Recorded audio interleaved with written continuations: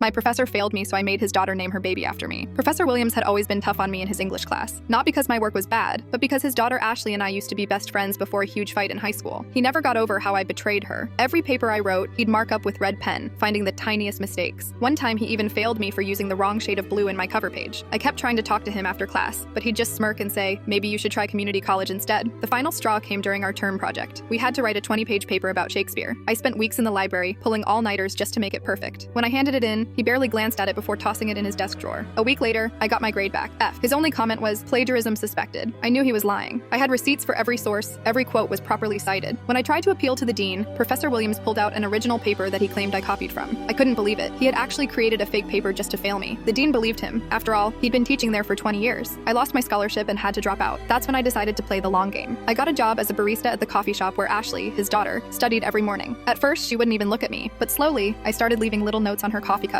drawing silly pictures that made her smile. After a month, she finally started talking to me again. We cleared up our old high school drama. Turned out it was all just a huge misunderstanding. Within weeks, we were best friends again, closer than ever. I was there for her through everything, her breakup, her job search, even helped her study for her nursing exams. When she met Tom at the hospital where she worked, I helped plan their first date. Professor Williams hated that we were friends again. He tried everything to keep us apart, but Ashley wouldn't listen. She even made me her maid of honor. The real satisfaction came 2 years later. Ashley was pregnant with her first baby, and they were struggling to pick a name. One night over ice cream, I told her about my grandmother Rose, who raised me after my parents died. I shared stories about how she taught me to bake cookies and always believed in my dreams. Ashley fell in love with the name and the story behind it. When she told her dad they were naming the baby Rose, he nearly choked on his dinner. He knew exactly why she picked that name. The look on his face at the hospital when Ashley handed him baby Rose was priceless. He had to smile and pretend to be happy while dying inside, knowing his granddaughter would forever carry my grandmother's name, but that wasn't even the best part. A week after Rose was born, the dean called me. Turns out Professor Williams had been faking papers for years to fail students he didn't like. Someone had found his secret stash of documents in his office. The rest of what happened is too wild to believe, but let's just say he got exactly what was coming to him, in the worst way possible. The full story is on my channel and linked below.